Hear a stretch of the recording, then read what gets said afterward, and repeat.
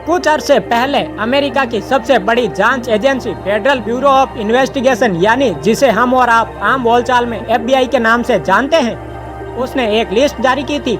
ये लिस्ट उन शातिर और शार्प हैकरों की थी जिनकी उंगलियों का इशारा पाकर दुनिया का कोई भी कंप्यूटर मजबूत से मजबूत तालों से जड़ा कोई लैपटॉप या सर्वर उनके हाथों की कठपुतली बन जाता है। आज की कहानी का किरदार भी उन्हीं शातिर और शार्प हैकरों में से एक है, जिसकी असली पहचान कई नामों की तह में छुपी हुई है।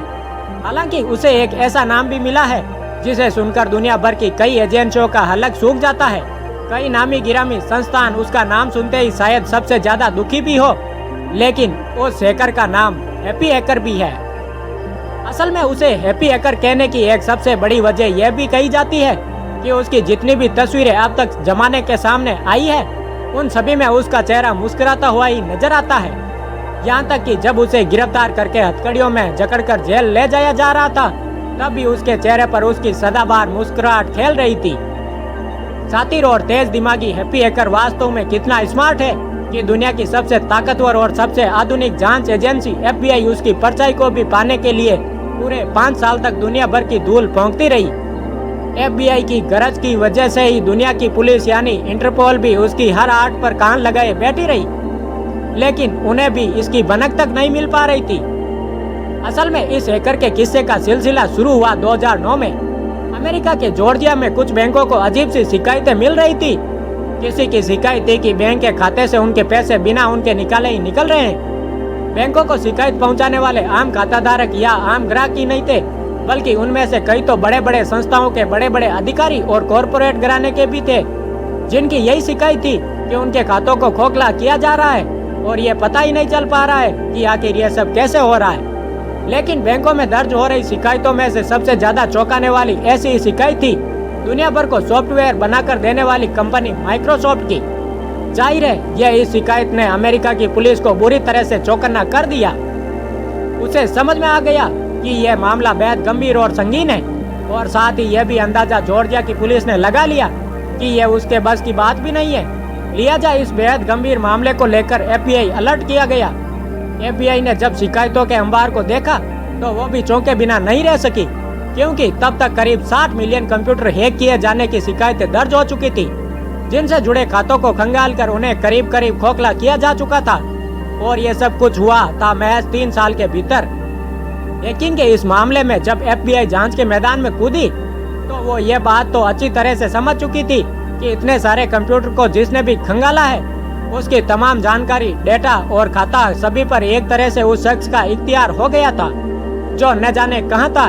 लेकिन इसकी वजह से पुलिस अंधेरे में जरूर भटकने को मजबूर हो गई थी।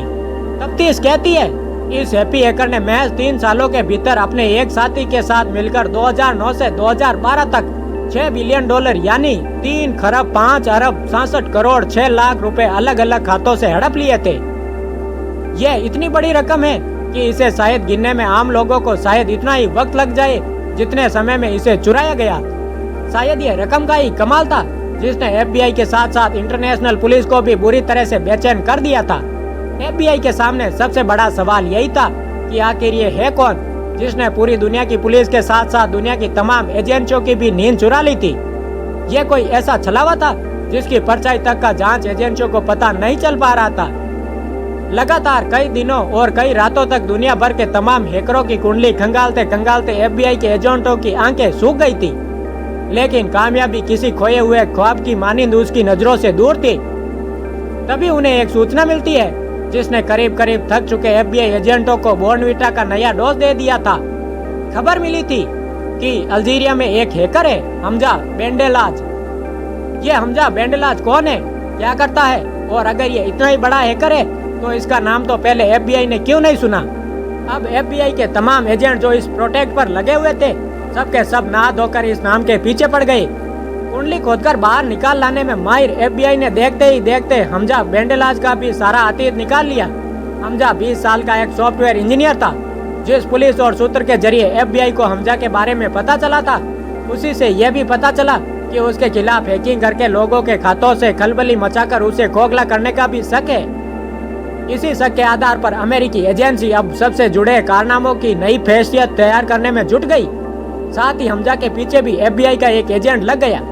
महीनों भटकने के बाद FBI एजेंट किसी तरह हमजा तक पहुंचने में कामयाब हुआ और बड़े ही नाटकीय अंदाज में उस एजेंट ने खुद को भी एक हैकर साबित करके हमजा का भरोसा जीता और मिलकर हैकिंग करके खास तौर पर क्रिमिनल लोगों के खातों में सेंध लगाने की प्लानिंग करनी शुरू कर दी।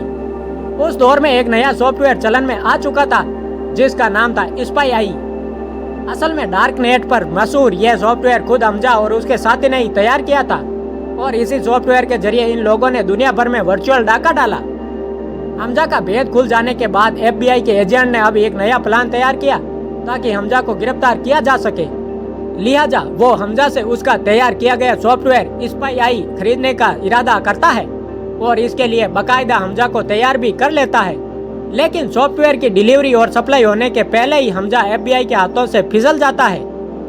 बेशक FBI का यह ऑपरेशन आधा ही कामयाब होता है, लेकिन FBI के हाथों लगी एक सबसे बड़ी कामयाबी यही थी कि जिस परछाई का वो अभी तक पीछा कर रहे थे अब उन्हें उसका चेहरा मिल चुका होता है। यानी हमजा की पहचान अब FBI को पूरी तरह से मिल जाती है ताकि उसके चेहरों को भी पूरी दुनिया के सामने फैलाकर दुनिया भर की पुलिस को अलर्ट कर सके। उधर FBI हमजा की कुंडली पढ़ने लगती है। खुलासा होता है कि हमजा अल्जीरिया के एक छोटे से शहर टिजिओजू का रहने वाला था। 1988 में पैदा हुआ हमजा बचपन से ही पढ़ने लिखने में बेहद तेज था और उसका गणित सबसे प्रिय विषय था। लिहाजा जब वो पढ़ने के लिए यूनिवर्सिटी गया तो वहाँ उसने कंप्यूटर में आगे की पढ़ाई की। उसने पढ़ाई लिखाई के दौरान ही कंप्यूटर को भी जैसे अपना सबसे पसंदीदा खिलौना बना लिया था और कंप्यूटर से जुड़ी कोई ऐसी चीज नहीं थी जिसके बारे में उसे इतनी जानकारी हो गई थी। पढ़ाई लिखाई के दौरान ही कोई एक्सपर्ट भी उतनी जानकारी इकट्ठा नहीं कर सकता। वो जब पार्ट टाइम काम करने के लिए गया तो उसने कंप्यूटर की रिपेयरिंग का ही काम चुना और कंप्यूटर ठीक करते करते अचानक उसे अपने कंप्यूटर के जरिए दूसरों के कंप्यूटर में झांकने का शौक लग गया और देखते ही देखते वो हैकर बन गया। पहले तो वो मौज मौज में ही कंप्यूटर हैक करके लोगों को हैरान कर देता था, लेकिन फिर अचानक वो एक साथी हैकर बन गया और दूसरों के खातों तक में घुसने के लिए कंप्यूटर के भीतर की सुरंग बनाने शुरू कर दी। पासवर्ड तो ऐसे तोड़ता था मानो गिनती का खेल खेल रहा हो। जिस समय हमजा हैकिंग की दुनिया की तरफ तेजी से कदम बढ़ा रहा था, अल्जीरिया से हजारों किमी दूर रूस में एक और शख्स था जिसे भी हैकिंग करना बेहद पसंद था। उसका नाम था एलेक्जेंडर पेनिन। उसकी उम्र भी ज्यादा नहीं थी, वो 25 वर्ष का था, यानी दोनों ही करीब करीब सेम उम्र के थे। FBI की तफ्तीश यही कहती है कि जिस सॉफ्टवेयर स्पाई आई के जरिए हमजा ने दुनिया भर के कंप्यूटरों को खोखला किया वो असल में पेनिन ने ही तैयार किया था। लेकिन जिस वक्त वो इस सॉफ्टवेयर को लगातार अपडेट कर रहा था तभी पेनिन को हमजा के बारे में पता चला। दोनों के शौक एक जैसे थे, दोनों की फितरत भी एक जैसी थी, लिहाजा दोनों के बीच जल्दी ही यारी भी हो गई। जब दो दीवानों में मिलन हो गया तो फिर दुनिया कहाँ डर।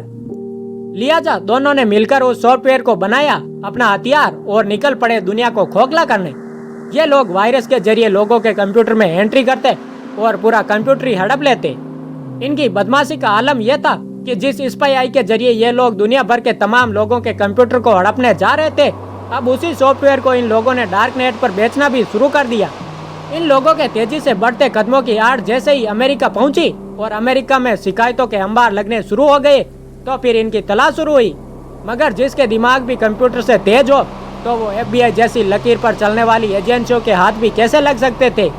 लिहाजा ये दोनों हैकर दुनिया की तमाम एजेंसियों को बताते हुए सरपट दौड़ते चले जा रहे थे। लेकिन 2009 में शुरू हुए इस सिलसिले को 4 साल बाद यानी 2013 में अचानक इनकी रफ्तार को ब्रेक लगाता है। 8 जनवरी 2013 को हमजा अपनी नई नवेली बीवी के साथ छुट्टियां मनाने के लिए मलेशिया गया था। प्रोग्राम यह था कि मलेशिया से ही वो सीधे काहिरा यानी कायरो जाना था। रास्ते में थाईलैंड पड़ा। सातिर और सार फेंकर हमजा इतना होशियार और चौकन्ना रहता था कि अपना फोन कभी भी एक दिन से ज्यादा इस्तेमाल नहीं करता था, जिसकी वजह से उसको ट्रेस करना किसी भी एजेंसी के लिए मुश्किल हो जाता। एजेंसियों की नज़र में धूल झोंकने के लिए अक्सर सैटेलाइट फोन से बात करता था। बहरहाल मलेशिया से छुट्टी मनाने के बाद इसे काहिरा के रास्ते में जब थाईलैंड में अपनी फ्लाइट चेंज करनी थी तभी एयरपोर्ट पर तैनात इंटरपोल के अधिकारी उसे पहचान लेते हैं। लिहाजा पुलिस अफसर उसे और उसकी बीवी को एयरपोर्ट पर ही रोक लेते हैं। पुलिस अधिकारियों की बातचीत के दौरान वो अपनी पहचान नहीं छुपाता बल्कि साफ साफ ईमानदारी से और मुस्कुराते हुए सारी बातें बता भी देता है, लेकिन एक शर्त रखता है कि उसके किसी भी गुनाह में उसकी बीवी का कोई रोल नहीं, लिहाजा उसे सफर जारी रखने की इजाज़त मिलनी चाहिए। अधिकारी उसकी बात मान लेते हैं और हमजा की बीवी को काहिरा जाने की इजाजत दे देते हैं। बीवी के जाने के बाद हमजा पुलिस के कब्जे में आ जाता है। थाईलैंड की राजधानी बैंकॉक के स्वर्ण भूमि एयरपोर्ट पर उसकी गिरफ्तारी होती है 8 जनवरी 2013 को। उसके बाद इंटरपोल के पुलिस अधिकारी अमेरिकी अधिकारियों और FBI से बात करते हैं और यहाँ से शुरू होती है 5 महीने की न रुकने वाली FBI की दौड़ भाग, क्योंकि प्रत्यर्पण संधि और उससे जुड़ी तमाम औपचारिकताओं को पूरी करने और इनमें नामी और सातिर अपराधी को हाथ से न जाने देने की जिद ने FBI के एजेंटों को थका देने वाली दौड़ में झोंक दिया। बहरहाल मई 2013 को हमजा को अमेरिकी अधिकारी अपने साथ अमेरिका ले जाने में कामयाबी हासिल पा ही लेते हैं। हमजा को अमेरिका के अटलांटा लाया जाता है, जहां उसके खिलाफ मुकदमा चलता है। 2 साल तक चले मुकदमे के दौरान FBI ने हमजा के खिलाफ जो सबूत दिए उसके मुताबिक हमजा और उसके साथी पेनी ने 217 बैंकों से करीब 60 मिलियन खातों को खाली करके $4 बिलियन की रकम लूटी थी। अदालत ने जून 2015 को हमजा को इतनी बड़ी रकम का लुटेरा घोषित करते हुए उसे 15 साल की कैद की सजा सुनाई, साथ ही $10 लाख का जुर्माना भी लगाया। हमजा को जेल भेजने के बाद अब FBI की टीम उसके साथी पेनिन की तलाश में जुट गई। कामयाबी के लिए ज्यादा नहीं भटकना पड़ा और जुलाई 2013 को ही अटलांटा एयरपोर्ट से FBI ने पेनिन को भी गिरफ्तार कर लिया। पेनिन पर भी मुकदमा चला और उसे भी जेल भेज दिया गया। इसी बीच सोशल मीडिया पर एक अफवाह तेजी से वायरल हुई, जिसके मुताबिक हमजा को फांसी दिए जाने की बात हवा में फैल चुकी थी। हमजा को रॉबिनहुड का खिताब दिया जाने लगा। मुहिम के साथ साथ बहस छिड़ गई कि यह तो गरीबों का मददगार है और अमीरों को लूटकर गरीबों को पैसा देता रहा। खबर तो यहाँ तक फैली कि हमजा ने फिलिस्तीनियों की मदद की। देखते ही देखते हमजा को हीरो का दर्जा मिलना शुरू हो गया। इसकी जांच फिर शुरू हुई तो ऐसा कोई सबूत और सुराग किसी को नहीं मिला कि आखिर इतनी रकम लूटने वाले ने सारे पैसों का क्या किया। इसी बीच यह जानकारी सामने आई कि थाईलैंड एयरपोर्ट पर खुद हमजा ने खुलासा किया था कि उसे 2 ही शौक है और अपने उन्हीं शौकों में पूरा करने के लिए जरूरत के मुताबिक बैंकों से पैसे निकालता है और उन्हें खर्च करता है। उसका पहला शौक दुनिया के महंगे से महंगे हवाई जहाज के फर्स्ट क्लास में सफर करना और दूसरा सबसे महंगी जगहों पर रहना। एक आलीशान लाइफस्टाइल का अपना सपना पूरा कर रहा था। हालांकि उसने कहीं और किसी से भी यह नहीं कहा कि उसने लूटी रकम को कहीं भी किसी भी मुस्लिम संगठन या फिलिस्तीन के लोगों को दी हो। बहरहाल कुल मिलाकर FBI की रिपोर्ट भी यही खुलासा करती थी कि हमजा कोई और नहीं, एक मामूली चोर था जिसने बड़े ही गैर मामूली तरीके से अमेरिका के 217 बैंकों की तिजोरी खाली करके अपने शौक पूरे किए थे।